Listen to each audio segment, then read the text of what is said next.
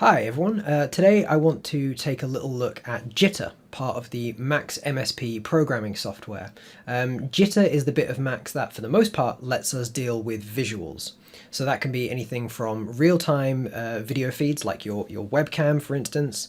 We can do things like computer-generated animation, we can do video synthesis.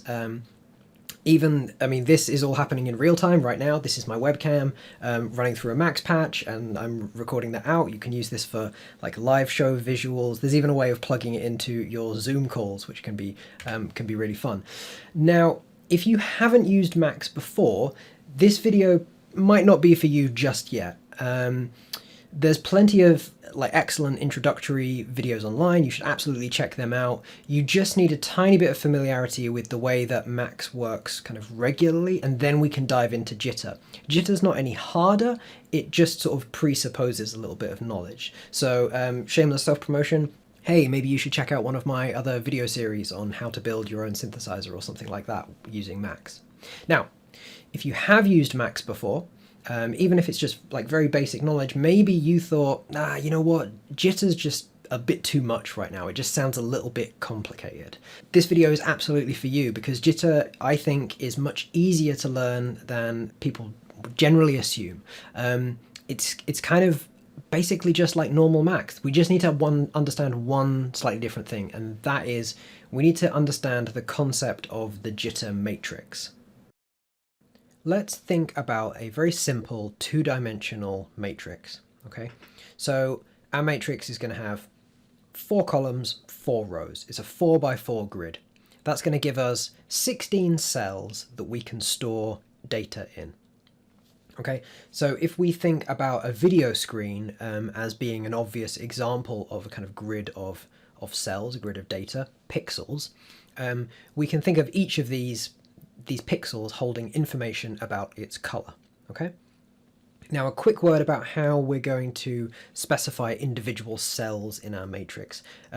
If you think about like a spreadsheet, like Microsoft Excel or something, if you number it, you might identify something by its coordinates. So it might be C3 to identify it by its column and then its row. We're not going to use coordinates to specify individual cells in our matrix. We're actually going to use the index number, which means counting all the way through. Now, that represents a slight problem in the sense that we always need to know the dimensions of our matrix, okay? If you think of a 4x4 matrix that has 16 cells, then cell number 16 is going to be the very final bottom right corner of the matrix. But if you have a much bigger grid, a much bigger matrix, cell number 16 might be way up near the top, right? So we always need to keep track of the dimensions of our grid. So for the moment, we're going to work with a 4x4 grid, a nice simple grid. Now, so come back to the idea of the video screen and each cell being a pixel.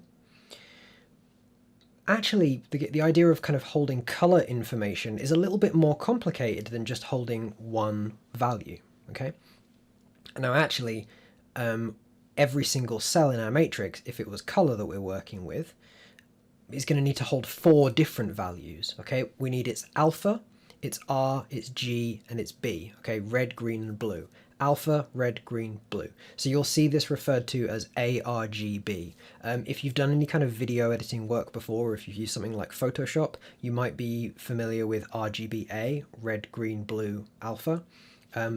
Alpha, if you've not come across the term at all before, is basically opacity, right? Can you see through it? Translucency. In Jitter, we're working with ARGB. So we've got 4 different color values or values that we need to hold in every single cell, in every single pixel. Now that becomes a little bit more complicated because now every single one of those 16 cells needs 4 different values. So how would we do that? Well, we're going to store each value on a separate plane. Now that's not a separate dimension, it's still a 2-dimensional matrix, it's still rows and columns, okay? But every single cell has a kind of parallel universe, another plane, right? An alternate plane linked to it.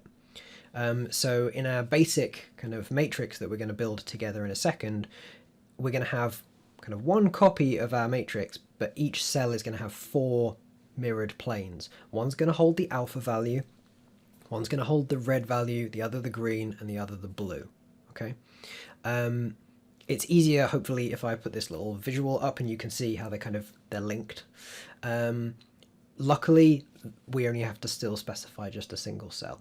Now, the type of these values is the 8-bit character, so the char, and we usually work with this from 0 to 255 or 0 to 1. Now, this is important because it's also going to have implications for matrix size and things when we work with video, with ARGB,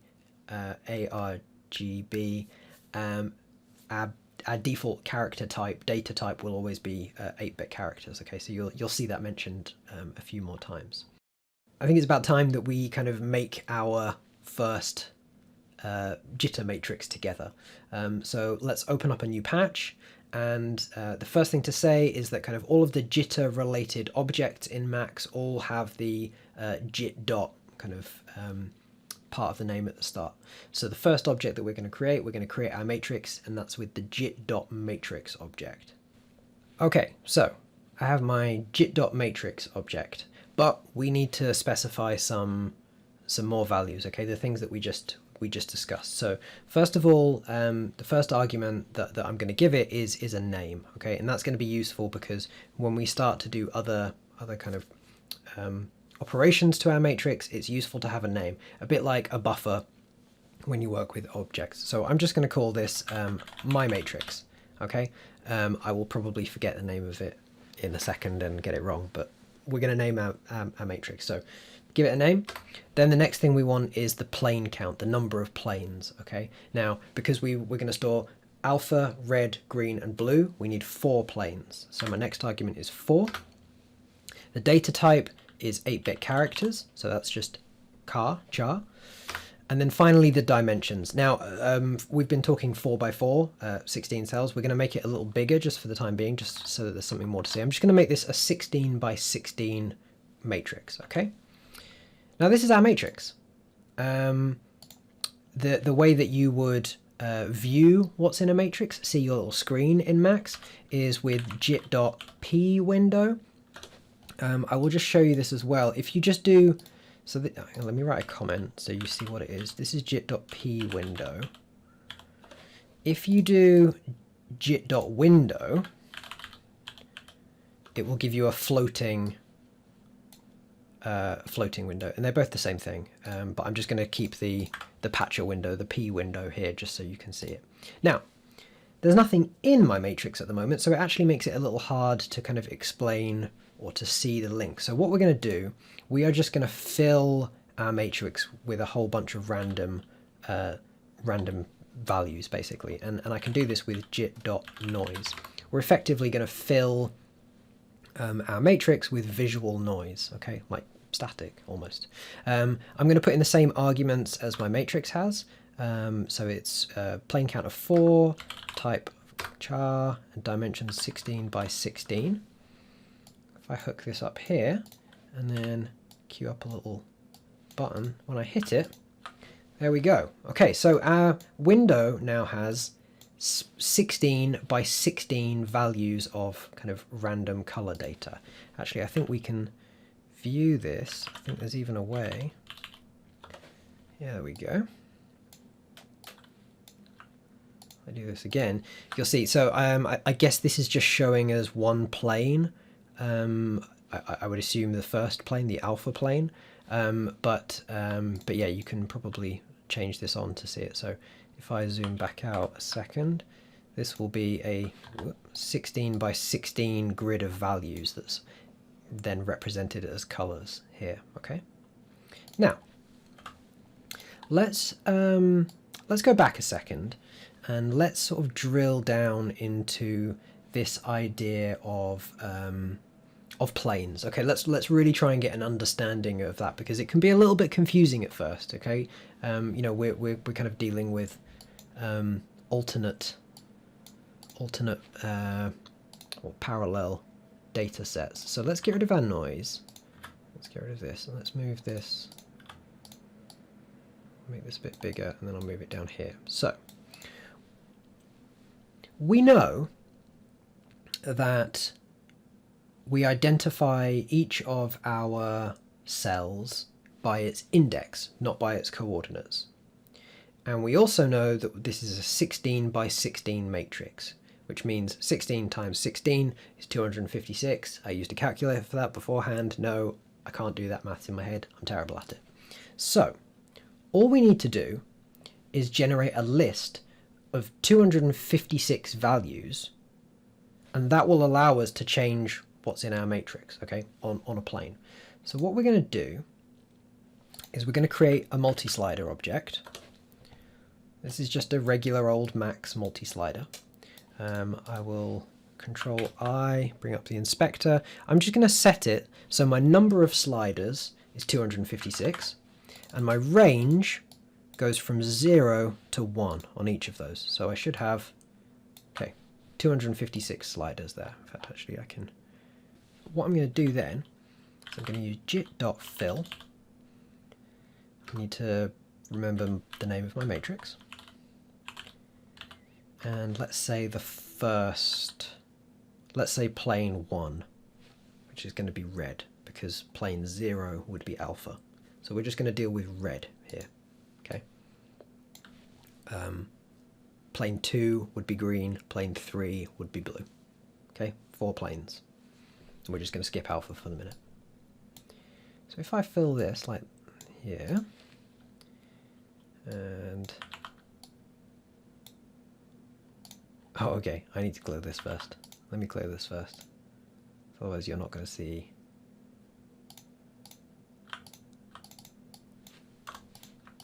Oh no. It's begun. Right. Right, sorry, it needed to clear the noise because otherwise it was just saving over the red values. Let's try that again. Hey, there we go.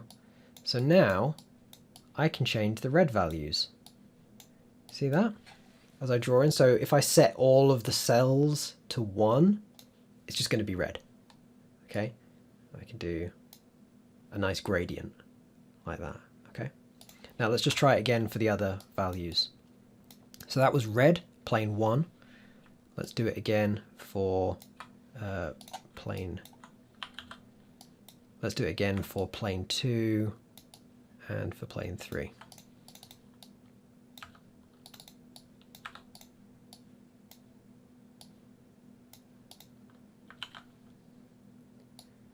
So I set them all to 1. I've got some yellow in there, which is giving us this nice mix with the red.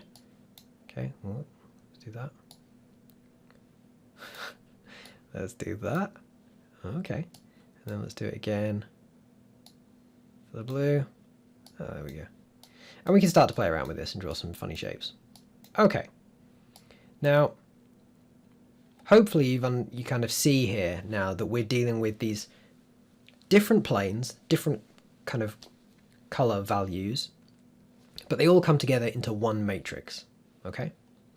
Now let's just have a little bit of fun for a second, kind of putting this into practice, right? Like actually doing something with this. Let's find different ways of kind of generating gradients or different color schemes. Okay, let's try that. So the first thing I'm gonna use the Uzi object. Uzi, if you've never used that before, is just going to output, when I bang it, it's just going to output a rapid stream of numbers from 0 to 256 in this case. Okay, and then what I'm going to do is I'm just going to do some funky maths. It's not even funky. What am I talking about? It's just very basic. I'm just going to divide the number from 0 to 256 by 256 to give us a ramp from 0 to 1. I actually think that's probably the least funky thing I could do. Let's try that for the time being. I'm just gonna back.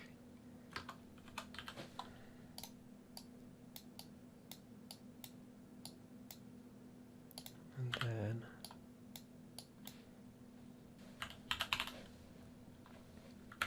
because multi-slider needs it in a different value. Remember, the dollar arguments basically are the input values, right? So by saying select $1, $2, I'm saying give me these packed values, which is literally just going to be, so this is all I'm generating here is a list from 0 to 256 with the values going 0 to 1, right? And when I do that, I messed it up. Well, why did I do that? Because I'd already got it wrong. There we go. Because I hit the wrong number earlier, I accidentally reset the number of sliders. That's on me. There we go. Okay. So I could generate a nice ramp. In fact, I could just do this for all of them. There we go. Oh. Obviously, if all of the values are set the same, it's kind of constant, so it becomes white, right? Or black in the case of 0 for all of them. Let's have a think. I'm going to zoom out to give me some more space. Let's start to do some really bad kind of vaporwave expressions. So I'm going to do the same thing. I'm going to, what am I going to do? That's going to stay there. Let's start to think of more interesting ways of kind of generating procedural sort of patterns. Let's do this again. In fact, let's take this whole thing. I'm going to do that, but I'm just going to change this expression now. So this expression, I'm going to do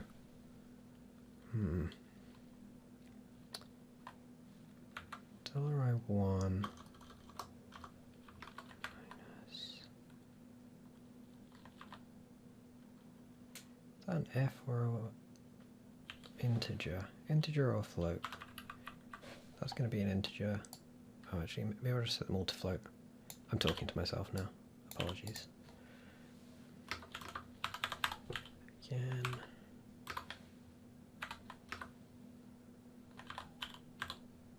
It's going to take 3 different values this time. What I'm going to do is I'm going to have some dials. Those dials are going to go from 0 to 1.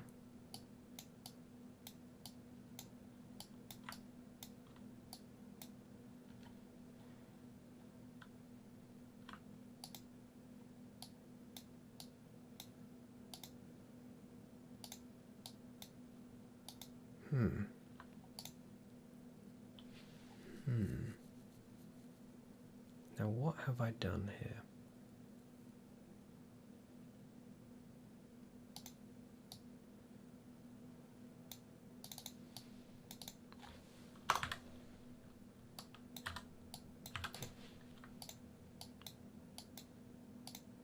Okay, right, now, there's an interesting problem. If you notice, I'm changing these settings, these values, and I should be changing the kind of multi-slider value, but I'm not until I hit that, because the Uzi needs to fire, and the matrix needs to update. So actually what we need to do is we basically need to find a way of clocking our matrix, okay? So if you think back to when we looked at sequencers, we had this clock, this metronome. We're going to do the same thing. In jitter though, we're not going to use the metro object that we would if we were doing kind of something sound-based. We're going to use a very similar Q metro. This is a Q-based metronome. And what that's going to do is that's going to, if we kind of drop a frame, it's going to allow it to kind of pass over. It's not going to kind of build up and cause us some kind of major CPU problems. So we'll use that just because the metro object would try and catch up. It would just try and help. So if I set this on, you'll just see that this is going to keep firing. And now as I change these values, you see that we can start to like dial in this shape, which is kind of fun. That's kind of nice. Okay, let's do another similar one. Just think of something similar. This time I'm just going to do no, let's do a sine function.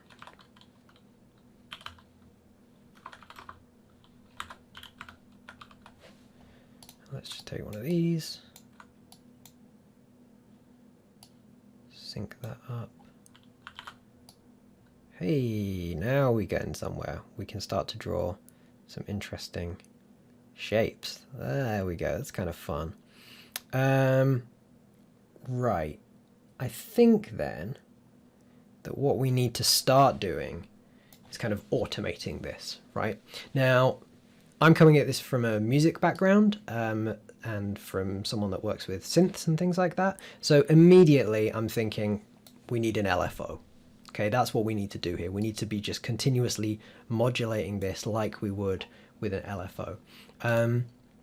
Now I could just bring in kind of a sine wave like cycle function and do that, but that would bring in the kind of DSP audio side of things, and I'm going to try and get away without doing that for the minute. So what I'm going to do is I'm going to find a way of kind of generating random numbers and then slewing them, creating a kind of line ramp between these random numbers, and that's going to give us a way of kind of generating these nice evolving patterns. Okay, so let's just try something like that. So I'm going to set up my Q metro again, but this one's going to be a lot slower. Okay, this is going to go every 10 seconds. I'll set that up, I'll hit that going, and every 10 seconds we are going to generate a random number between 0 and 1,000. And then I'm going to create a line. Now the line object takes our input, so $1 is going to be that random number, and then I'm going to set a time that it's going to generate a ramp across, which is going to be 10 seconds, 10,000 milliseconds. Okay.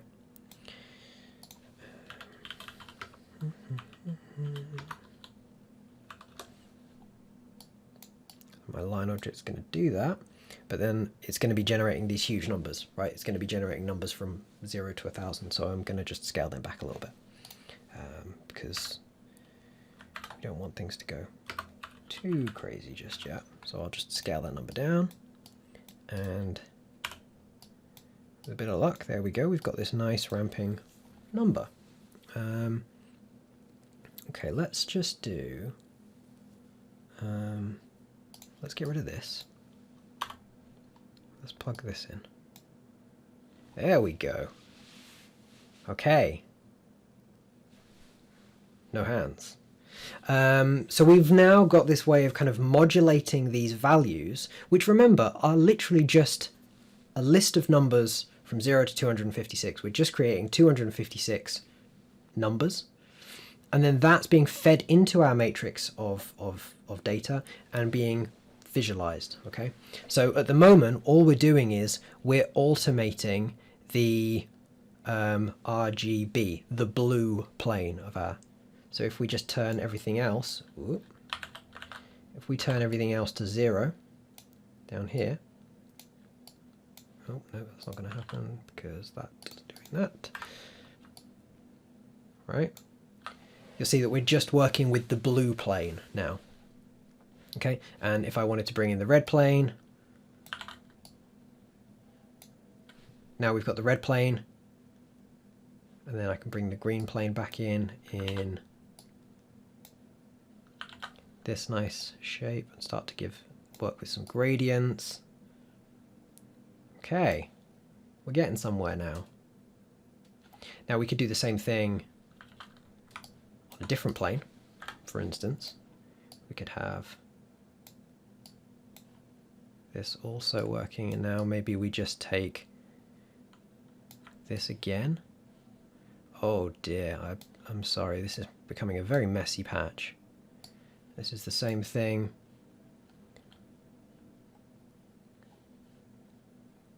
Maybe I scale it differently just so that we've got slightly different values coming through. This needs to be clocked. Hey, okay. We've made our very first, very bad vaporwave live visuals set. Probably should have done the kind of lo-fi beats along with this, but you know, you get the idea. Okay, now, what have we done there? Well, we have figured out that we're working with a matrix of values, and each of those cells in that matrix is actually 4 kind of parallel linked numbers.